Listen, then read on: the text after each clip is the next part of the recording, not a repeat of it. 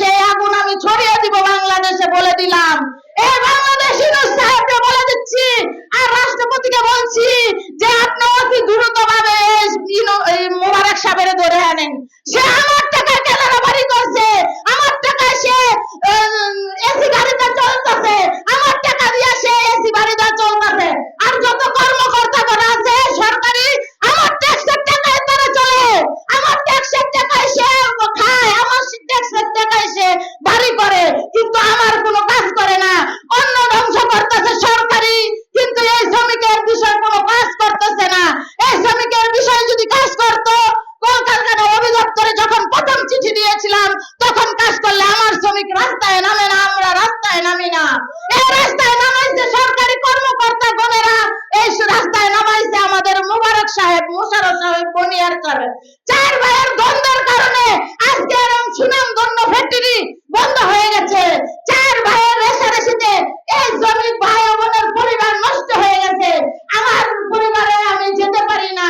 আমি আজকে 15 দিন ধরে এখানে মশার কামড় খাচ্ছি, খাবারের কোনো ই নাই। আমার দেশের কাছে একটাই প্রশ্ন, এই দেশে বলে ধান দক্ষিণে হয়, কিন্তু আমরা কোনো কথা দিয়ে ধান পাচ্ছি না, দক্ষিণা পাচ্ছি না।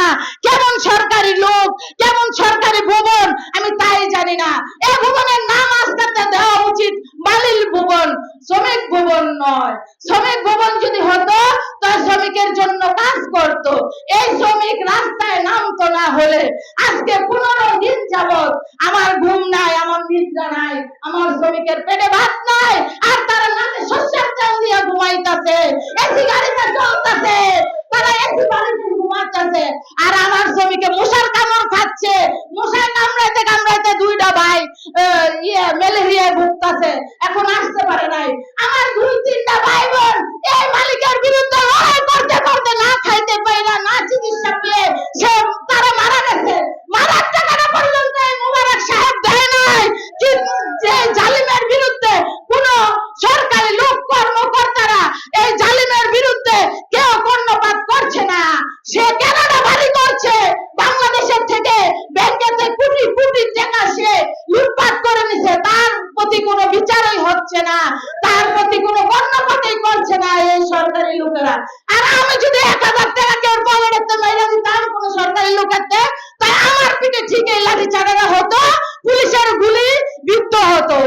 এই 9 মাসের মধ্যে যুদ্ধ করে আমরা বলে একটা স্বাধীন দেশ আছি, স্বাধীন দেশের এই পরিণতি, সব শ্রমিক রাস্তায় নামতেছে। আজকে কি স্বাধীন দেশ আমি তাই বুঝলাম না।